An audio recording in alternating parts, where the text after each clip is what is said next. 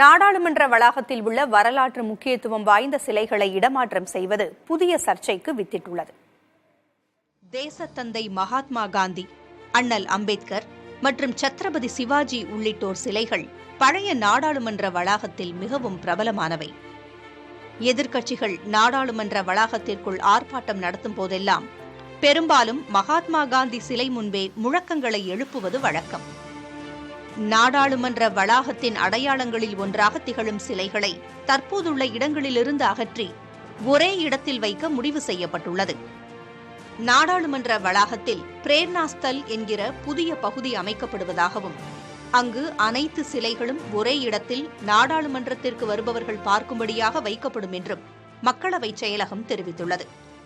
சபாநாயகர் அனுமதியுடன் இந்த நடவடிக்கையை எடுத்திருப்பதாக அதிகாரிகள் விளக்கமளித்துள்ளனர். இந்த நடவடிக்கைக்கு காங்கிரஸ் மற்றும் விடுதலை சிறுத்தைகள் உள்ளிட்ட பல்வேறு கட்சிகள் எதிர்ப்பு தெரிவித்துள்ளன.